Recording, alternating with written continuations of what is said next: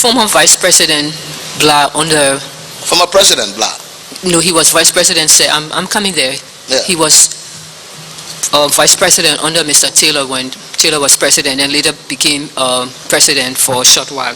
He testified a few days ago, and literally from his testimony, he literally presented himself as someone who was absolutely powerless within the government, or even the NPFL before it was transformed and before the elected government, to the point where he said he had no voice, literally. Even the defense minister had more power than him. He feared him.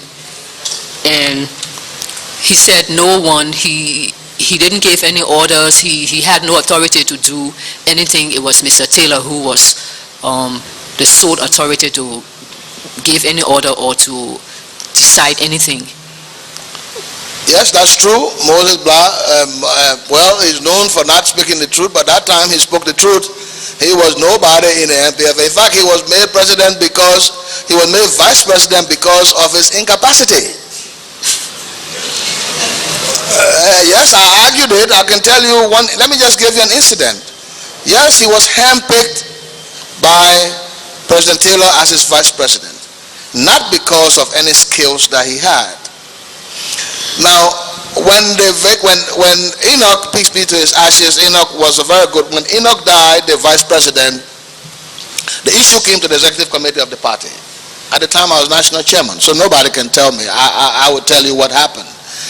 And Mr. Taylor had promised the people of Nimba County that because they stood by him in the revolution, that the vice presidency will always, as long as he's president, remain for Nimba County. When Enoch Dogole died, he had, in fact, specifically, he had promised to the special forces that they will always be his next in command. Now, Moses Blah was a special force, Enoch was a special force. When Enoch died, it was very difficult to pick from between and among the special forces which one of them he would choose as his vice president. John Tier, no, he's too strong, chairman of the Joint Chief of Staff. Several names came up, and Taylor did not want anyone that strong. So Blah was ambassador in Libya, and he picked him. But then we suggested, Senator Margaret Kama was from Nimba County.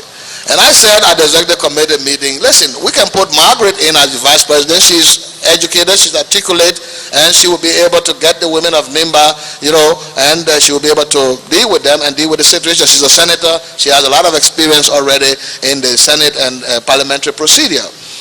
And Taylor said to me, he said, you boy, don't boy in Nimba will kill her only one day.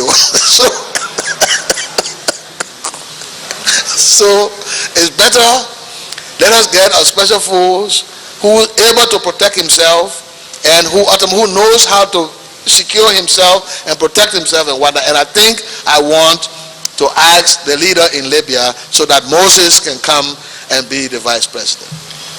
And so, well, I thought it was a bad judgment, and I found out it was a bad judgment. How did I find out? I was in Accra. I want you to follow me very clearly because you asked a question, and I'll tell you it is true what you said. Moses was powerless. He was appointed as president because of his ineptitude, not because he was strong in any way. Now, when we're in Accra,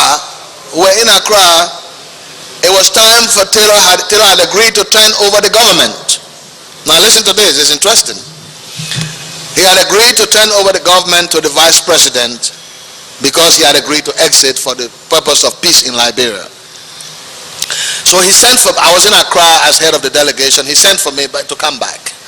I came back, and then at that time Louis Brown was nominated to go and replace me at the conference. He said, you have to stay here with me because there are very difficult decisions we have to make now, and the party have to be involved.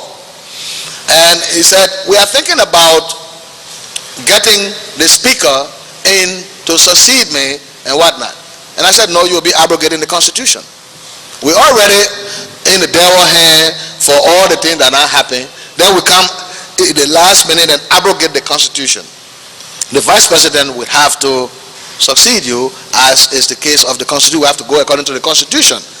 And everybody in the meeting was concerned. Most of the what you call the core, the 7-8 men, core decision makers in the MPP sat down, and we said it would be very difficult, almost impossible for Moses to do that, but we could not abrogate the Constitution. And I said to him, no. And Moses Blah would tell you that because he was there. And I said to President Taylor, if you have to put anyone else to succeed you as president, I will have to resign as party chairman. Because what is going to happen here is, if you do not give the vice presidency or the presidency now to the people of Nima County, you got 75% of your battalion commanders are people from Nima County. You're not going to leave us here with those guys there, because they're going to level every one of us if we take the presidency and give it to any other county. So you may as well let your vice president go in, and whatever the case will be, we're going to guide him and direct him and all that. And we did. When Moses took over, I was with him. I traveled with him on every trip, even though I refused to accept an appointment as any of his ministers, because I didn't feel I should be appointed to any job. At that time, I was party chairman. And so I followed him on every official trip, to Guinea, to Ivory Coast, to Libya. I followed him on every trip and make sure I guided him. Press conferences, I would articulate things and speak to him, and we were very close to him. Even he told you the story about the Chinese. He didn't tell you the right story.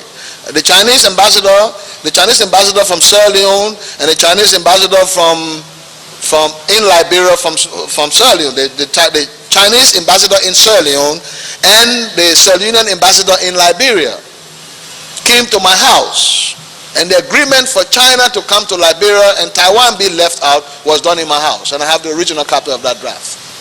And Moses was there. He should have told you that yesterday. So decisions were made, and we were very much involved in this decision. We had to guide Moses because we knew his level and what he would be able to do before he make mistakes and cause more problem.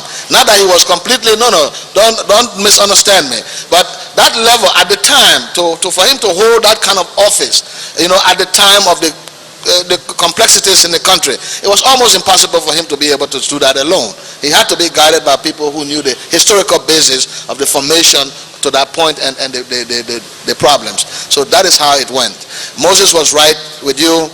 He had no muscle to do nothing more than just a special force that was an ambassador in Libya.